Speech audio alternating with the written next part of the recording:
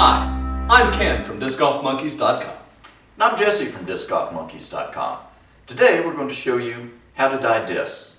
And the first thing to realize about our dyeing process is we do use clothing dye.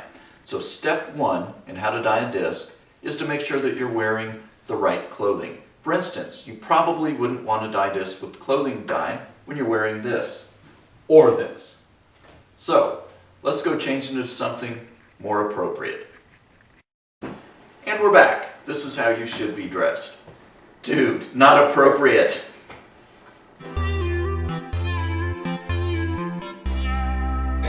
First thing you're going to want to do is when you pick up a disc, you're probably going to notice it's got a stamp on it. You want to remove this, and the easiest way we found to remove it is to get yourself some acetone and some wipe rags and an understanding person will let them use your sink. Yeah, that's me. You want to get a decent portion on the rag. You don't want to pour it directly on there. And you notice that I'm wearing gloves and safety eye equipment because I value my life and my fingerprints. But if you just start rubbing on it, see, it starts to come off. And like a champ. Alright, so you peel the backing off after you have cut an appropriately sized piece that will entirely cover your disc.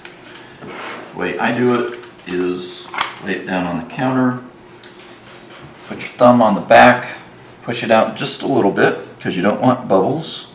Start in the center and just work your way out.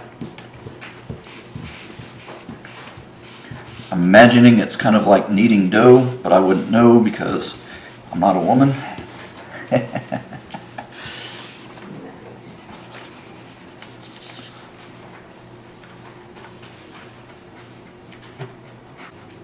If you get a little wrinkle or a bubble, you can just lift the edge of the paper, push it back down. Alright, for the edges, I normally get my little scraper. You see I have a bubble there, you can just push it out to the edge of the disc. That show up on the camera? Yeah, there we go. It's kind of like a little blister. So I'll just stick this puppy down to the counter.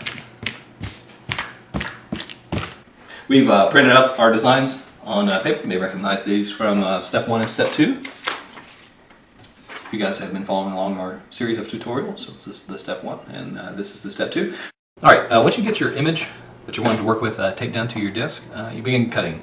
We should start from the center and work your way out, because if I started cutting out the black around the edge, well then I just cut the whole design out. Essentially you're cutting away the parts where the dye is going to be. So in this particular instance we're going to cut around all of the black. After we get the black cut, we'll peel it off and that's where the dye will go through the contact paper.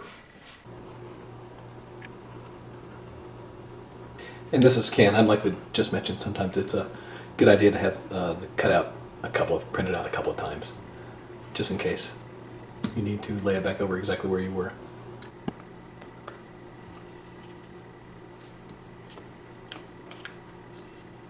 And I would not try to just yank this off quickly. You can peel up the wrong parts of the image. Sometimes when you're cutting tight corners you don't get it cut exactly right. This is the spot where you can fix those cutting mistakes. What do we got going on over here? Alright, so I've got mine, as Ken says, weeded, whatever that is. He's hanging out on some vinyl forums apparently. I had a more complex design. I got mine weeded a little quicker than Ken, I think, using the contact paper rather than his tacky vinyl. The downside of the contact paper is that it is not as sticky on the disc, so you need to be sure to get the edges down really, really well because you don't want any dye coming up under the edges of your design. I'll take my plastic scraper again and just make sure everything is down really, really well. Strap one into there and strap one into there, tie it down. And this is my handle I'll be putting it in the dye with. You make a handle, really? Yes. Yeah, starting to boil my water. I put a little bit of salt in there. See, physical properties of that will drop the boiling point, cause it to come to a boil a little bit faster. Allows the dye to mix at a lower temperature so that you don't warp a disc like Jesse does and make a flat as crap disc out of something that should technically not be flat as crap. Oh, one more thing we need to talk about is the plastics that we use. Don't use DX. Don't use, what is it? What's that, RC Pro? Is that the one? KC Yeah. The KC Pro, the R Pro, don't use that. Champions, any of the clear, the stuff that you can see through, takes a dye pretty good. The Star Plastics is a good plastic. All right, so while we're waiting for Ken's water to boil, I'll show you what I do with mine. I've got my pan, put it on the stove. I think normally I put about 1/3 of a pack of powdered RIT dye into the pan. All right, I'm gonna put a little bit more into there. And normally what I'll do is put my leftover dye into a jar, and at this point I would pour the leftover dye over the powder to make it pretty concentrated. But for these demonstration purposes, we won't do that. I've put some water on to boil. And see how it mixes up pretty much just by pouring the fluid into it. You really don't have to get too much more of a mix going. Well, actually, what I do is get a wooden chopstick and stir it. You want to make sure all the bubbles are out of it. I poured that in there a little hard. And the surface looks pretty clean. What I normally do, I don't know how Jesse does, but I take my handle and I bring it in on an edge.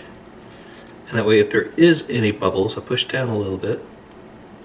If there aren't any bubbles, they work out to the edge. I've turned the water off.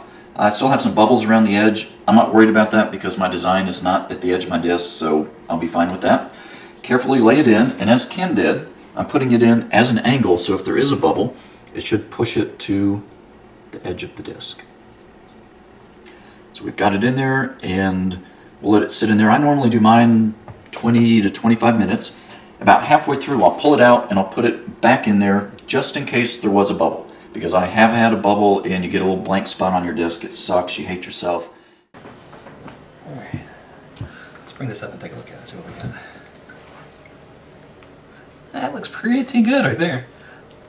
It's hard to tell right now, but if you had a bubble, you could see it pretty clearly. Let's go ahead, bring it over here and rinse it, bring it in low.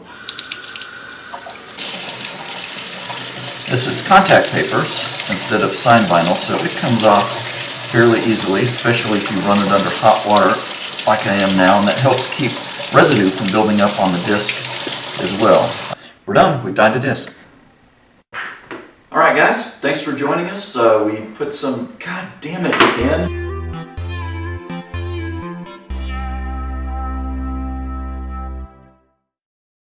Oh, the camera was rolling!